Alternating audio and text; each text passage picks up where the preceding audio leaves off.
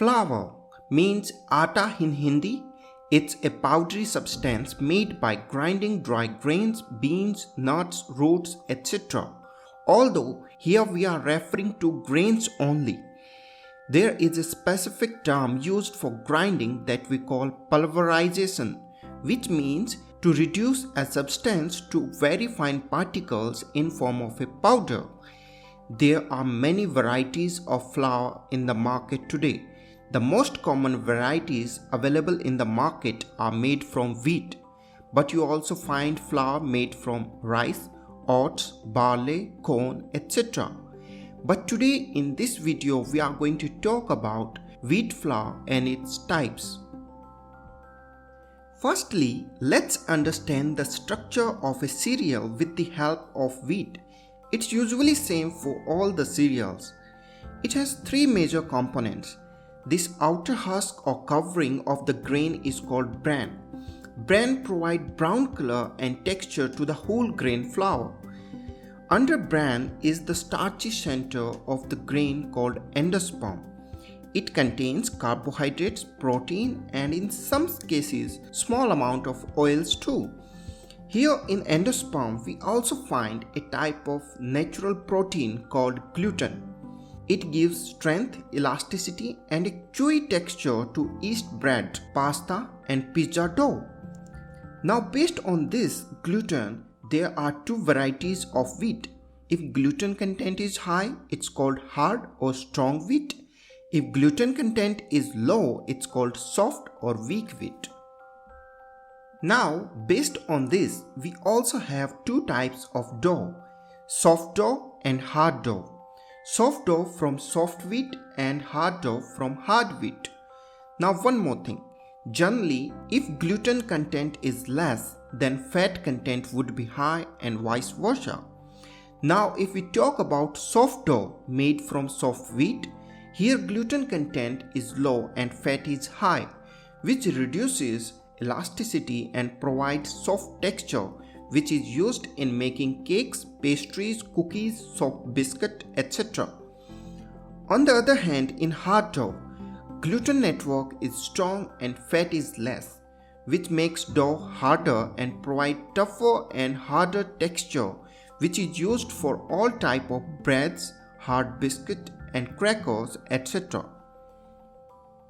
Well, I know it's a lot to understand. You can pause and check the details again.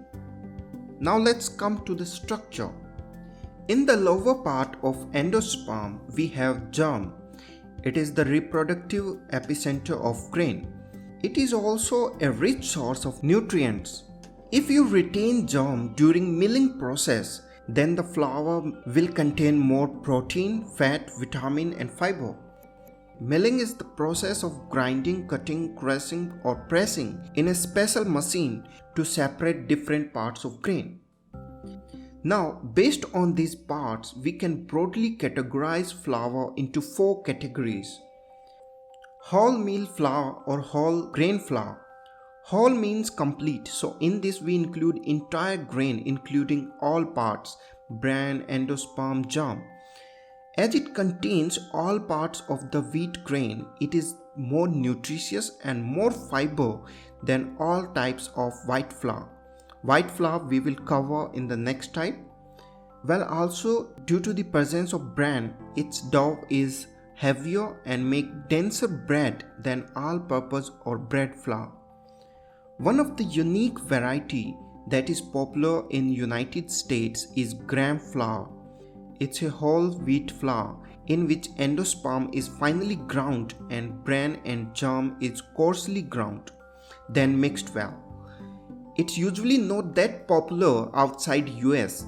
It is mostly used for making graham crackers. One more popular example is semolina flour that we popularly known as suji. It is made from durum species of wheat, hence also known as durum flour. In Latin, durum means hard, so it is the hardest variety of wheat. Generally made from coarsely ground whole wheat, semolina is used majorly in the South Indian cuisine. People incorporate this roughly grounded grain in varieties of sweet, savory dishes. Since suji is made using durum wheat, it is not highly refined or processed, which makes it healthy. It's also suited for pasta making, flatbread for doner kebab, and also used in making traditional pizza. Now let's move to next category, that is white flour. If you make flour just from endosperm only, then we get white flour. As endosperm is white in color, so as the name white flour. It can be bleached or unbleached. It is bleached to give it a clean and more white appearance. If you are more concerned with purity and chemical exposure, go for unbleached flour of any type of cereal.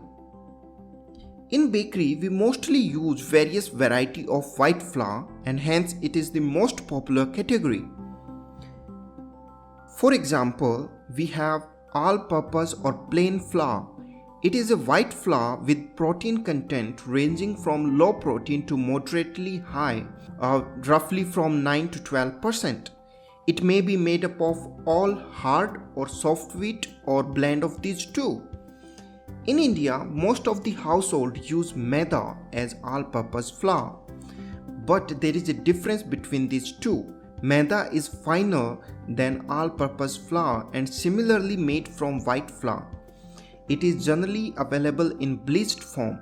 Maida is extensively used in Asia to make parathas, naan, and have a texture similar to cake flour, so also popular in bakery as an alternative of cake flour. Next example is bread flour or strong flour. As the name suggests, hard means it is made from hard wheat. And as we explained, hard wheat has high gluten or protein content. So it has higher content of carbohydrates as compared to all-purpose flour between 10 to 13%. It is good for making yeast bread and gives the end product a nice and chewy texture. It may be made from white or whole wheat or in between. Next we have cake flour. It is finely milled white flour made from soft wheat. Again discussed earlier, soft wheat means low gluten or protein content.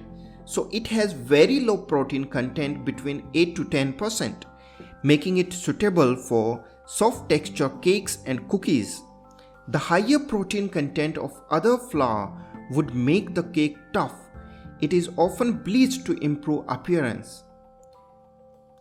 Next example or type of white flour is pastry flour, also known by the name of cookie flour or cracker flour. It is between all-purpose and cake flour, slightly higher protein than cake flour and lower than all-purpose flour between 9 to 10%. It is also available in different varieties such as white flour, a whole wheat flour, or a white flour with the germ retained but not the bran. Normally a blend of hard and soft wheat, it is suitable for pie pastries and tarts. Some cookies, muffins, biscuit and other quick breads are also made from pastry flour. Next example is of enriched flour. As we know, white flour is made only from endosperm. We lost many nutrients from germ and bran removal. So to compensate those nutrients, we add those nutrients in the white flour, and that is what we call enriched flour. Also, there is one more kind that is popular in bakery, that is self-rising or self-raising flour. It is also a kind of white flour that is pre-mixed with leavening agents such as bakery powder and salt. A general formula is mixing 3 grams of baking powder and 1 gram or less salt in 100 grams of flour, mainly used for making biscuit and quick breads. Now, in the next category, we have germ flour.